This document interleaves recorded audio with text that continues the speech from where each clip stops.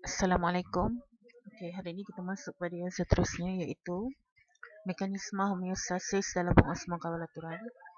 Apa itu homeostasis? Kita dah tengok hari itu iaitu adalah bila badan kita cuba untuk mengawal persekitaran dalam badan kita supaya sentiasa pada arasan normal. Dan apa itu pengosmon kawalaturan? Maksudnya mengawal atur aras air, okey, dan garam dalam badan supaya tekanan osmosis darah dapat dikekalkan. Apa maksud tekanan osmosis darah? Maksudnya darah awak ada tekanan osmosis. Yang dibezakan oleh apa? Yang dibezakan oleh yang pertama berapa banyak air dalam badan awak dan berapa banyak garam dalam badan awak. Kalau badan awak banyak air, tekanan osmosis akan menurun. Kalau badan awak kurang air, tekanan osmosis awak akan meningkat. So ingat yang tu dulu. Tekanan osmosis ada dalam darah. Tekanan osmosis perlu dikawal. Tekanan osmosis akan menurun kalau ada banyak air. Dan tekanan osmosis akan meningkat kalau ada lebih air.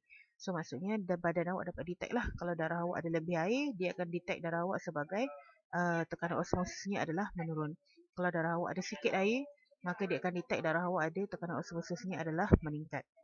Jadi ini maksudnya tekanan osmosis darah yang normal, tiba-tiba ni dua situasi kiri dan kanan.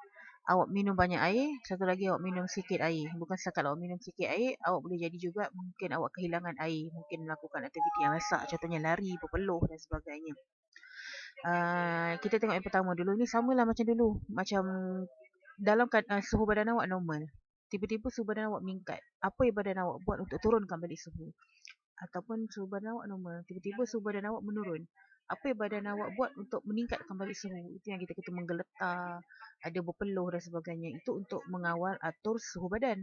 Sekarang kita masuk tentang mengawal atur tekanan osmosis di dalam darah. Okay, dan ini melibatkan buah pinggang. Contoh situasi pertama, awak minum banyak air. Bila minum banyak air, maksudnya apa? Dalam badan awak ada banyak air. Bila badan awak banyak air, maksudnya tekanan osmosis darah awak akan menurun. Banyak air, osmosis menurun. Tekanan osmosis menurun di bawah julak yang normal. Kemudian, osmoreseptor di dalam hipotalamus, cari balik hari itu kita dah sebut hipotalamus dekat mana, masa kita label-label otak hari itu tu. Osmoreseptor dalam hipotalamus kurang dirangsang. Maksudnya bila tekanan osmosis awak menurun, hipotalamus tersebut kurang dirangsang. Bila kurang dirangsang, maksudnya kelenjar pituitary, cari balik kelenjar pituitary dekat mana? Dekat bahagian otak sana juga. Kelenjar pituitary kurang dirangsang. Bila kelenjar pituitary kurang dirangsang, hormon ADH. Okey, ni cuba cari balik kat mana awak jumpa ADH.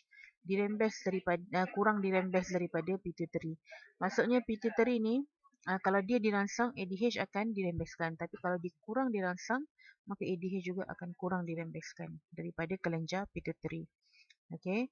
Jadi bila ADH kurang dirangsang, fungsi utama ADH adalah menyebabkan tubul awak itu menjadi telap. Tubul tu yang mana? Ini tubul awak.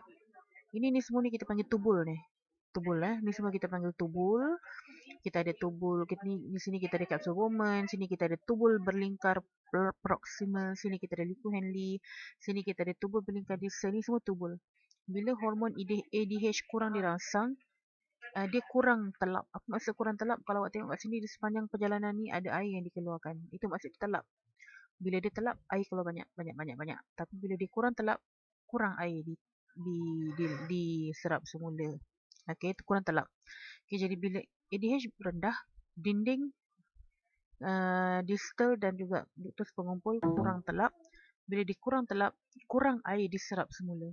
Maksudnya apa? Awak minum air banyak, dia tak dapat detect. Dan apa ni, ADH itu kurang dirangsang. Bila ADH kurang dirangsang, maka awak punya tubul tu kurang telap.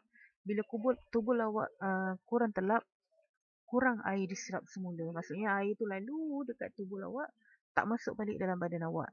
Tak masuk balik dalam badan awak, dia pergi mana? Pergi buang. Okey? Maksudnya kalau tengok kat sini, ni ADH awak minum banyak air, tubul awak kurang telap. Bila tubul awak kurang telap, air susah, air tak berapa nak keluar. Bila air tak berapa keluar, air masih lalu keluar sikit sampai kat hujung, maka baki air yang nak dibuang adalah banyak. Okey, berbanding dengan kalau tekanan osmosis darah awak, maksudnya awak minum air sedikit. Sama ada awak minum air sikit ataupun awak kehilangan banyak air, mungkin awak baru lepas main bola ke apa. tekanan osmosis darah awak akan meningkat. Okey, bila air kurang, tekanan osmosis darah akan meningkat. Bila tekanan osmosis darah akan meningkat, osmoreseptor akan dirangsang. Okey, bila dia dirangsang, dia akan rembeskan ADH. Bila dia rembeskan ADH, awak punya tubul akan telap. Bila tubul akan telap, bila tubul awak telap, sepanjang air lalu di bahagian tubul awak semua ni, dia lebih banyak keluar. Serap mana? Keluar mana? Bukan pergi merata-rata, dia keluar balik masuk ke dalam salur darah. Jadi bila banyak air masuk semula ke dalam salur darah, maka bila sampai kat sini, air yang tinggal cuma sedikit. Kerana itu, perhatikan kalau awak minum air sikit atau awak melakukan aktiviti lasak, hilang air banyak, maka kurang air yang dikeluarkan. Sebab tu kalau awak minum air sikit, yang keluar pun sikit. Sebab kalau awak minum air sikit, proses ini tidak berlaku. Minum air sikit, berpeluh, air pun keluar banyak, maka badan awak dah tak ada air lagi. Jadi, bila awak minum air sikit, atau awak kehilangan air yang banyak, maksudnya badan awak memerlukan air, disimpan air tersebut dalam badan awak supaya tak banyak yang dikeluarkan, dan ini akan dapat dilihat dengan apa? Dengan air kencing lebih pekat dan sedikit. Maka dengan buat benda-benda ni, tekanan osmosis awak akan kembali normal. Okey, kemudian muka surat ini awak boleh baca sendirilah apa isu-isu kesihatan berkaitan dengan sistem urinary pendek je.